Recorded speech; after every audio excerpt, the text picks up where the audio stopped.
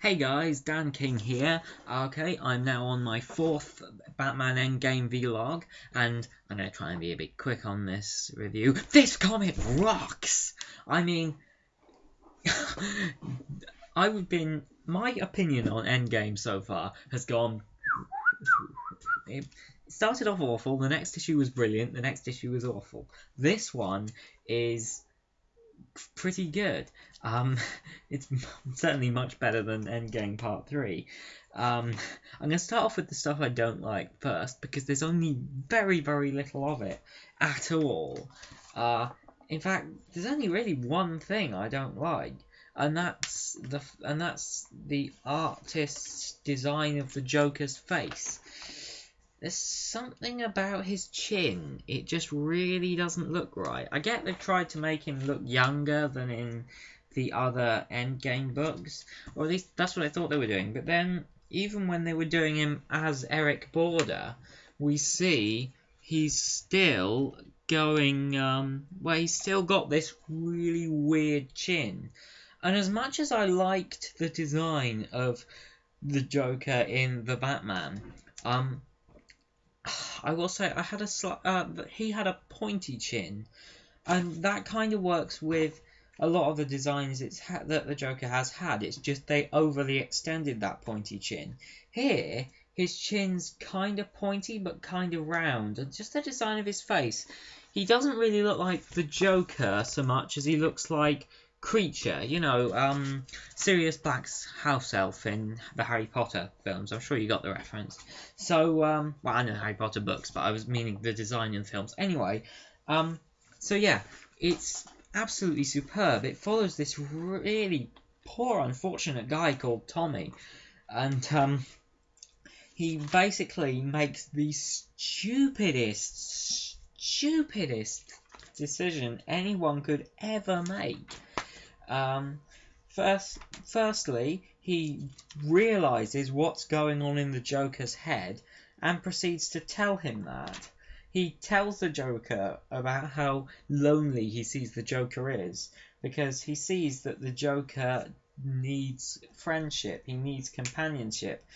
And the Joker takes this to heart. The Joker knows that Timmy's right in everything Timmy says, so he decides he's going to force Timmy to be his friend.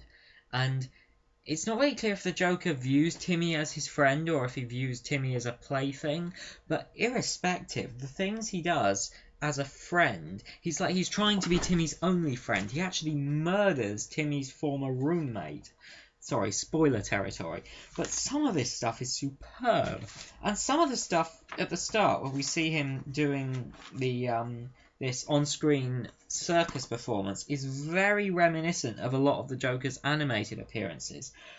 This comic was written by James Tynion IV, who is one of my favourite comic book writers. And he's really done this. The way this is written, it really is reminiscent of kind of a combination of the Batman and Batman the Animated Series. Like it's certainly he sort of acts like a halfway point between both those Jokers. I'll read some of the dialogue. I know you're probably completely not interested in me doing it. Actually, no, I won't read some of the dialogue, because it's so good, you need to read it yourself. You need to see how absolutely wonderfully written this is for yourself. A lot of this is just superb. It's kind of the way I imagine the Joker acting in my head if I was to do a comic. But at the same time, it gets more effed up. And as the thing goes along, as the Joker is, every time the Joker escapes, he does something horrible to Timmy or to someone Timmy cares about, and he constantly torments Timmy, and he drives Timmy completely he drives him into a state of constant fear, constant paranoia. And one time he escapes, he never sees Timmy, but he presumably murders someone and paints the words "Miss You, Heart" on Timmy's floor. How messed up is that? just to creep the guy out. So Timmy, he goes so far as to completely change his identity, changes his name, changes everything, marries this woman. He seems to finally be happy in his life, but then he hears that the Joker's out, he hears that the Joker's murdered a bunch of people, and he goes into this state of panic. And you see the Joker's at his house, screwing with this guy's life. It is so twisted and so superbly written. Oh, blimey. And one thing that's really surprising is there's nearly no Batman in it. There is, we hear more lines from Robin than Batman. These were all in flashback, by the way.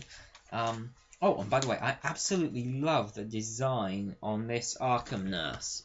She is so creepy.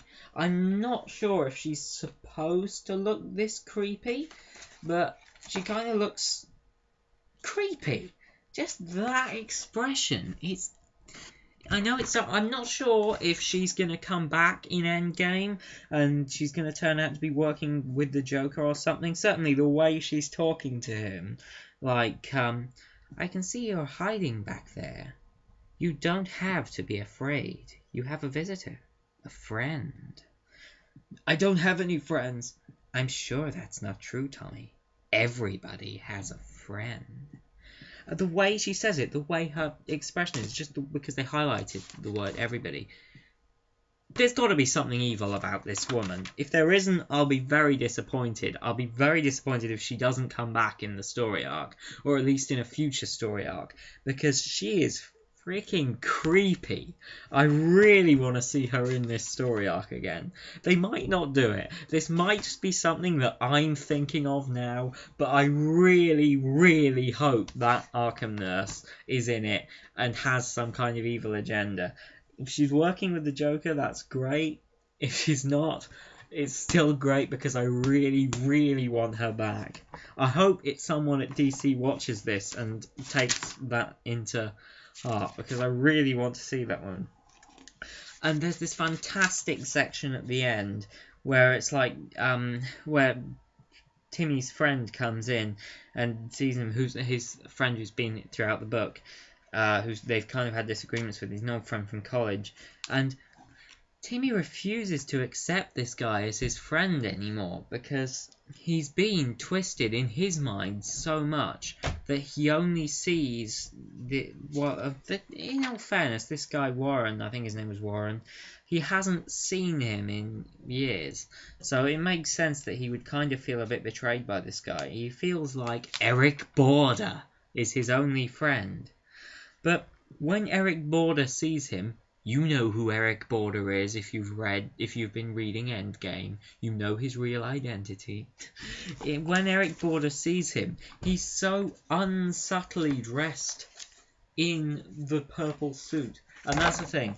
I really, really hope that because they've done it here, and this is presumably set just before the rest of the Endgame arc, or during it, there's in the sort of bit where he's at, not the flashbacks, the main part is presumably set.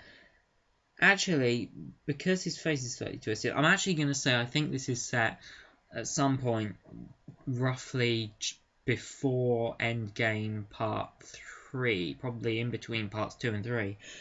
It's so awesome, but I get the feeling that because he's done that, he's wearing that suit again, I really hope this means we'll get to see the purple suit again, because I freaking love that purple suit.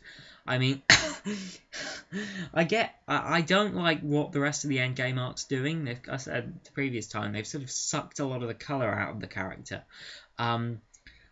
Even the Batman, one of the most complained about designs, I love the fact that he's wearing such a colourful sort of outfit, even when it was like a straight jacket and that stuff. But I'd love it if that design actually went into the comics. It'd be great. Because this whole thing, he should be the colour that's the opposite, the brightness that's the opposite to Batman's darkness.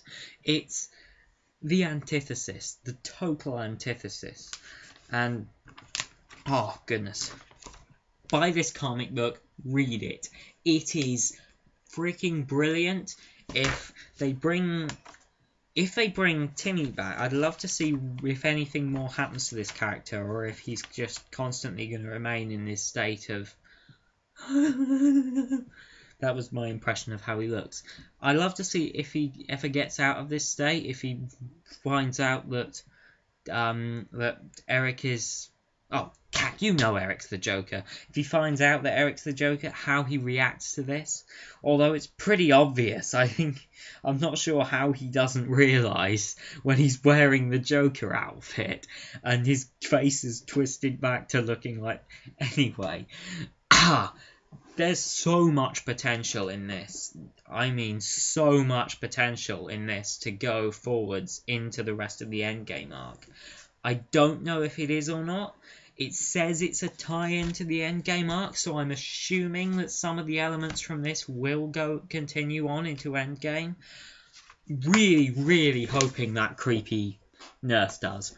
So badly want to see who that creepy nurse is. Anyway, that was the latest Endgame vlog. I'll be back whenever Endgame Part 4 comes out to do another review on that. So until then, buy this freaking book if you haven't already. Bye.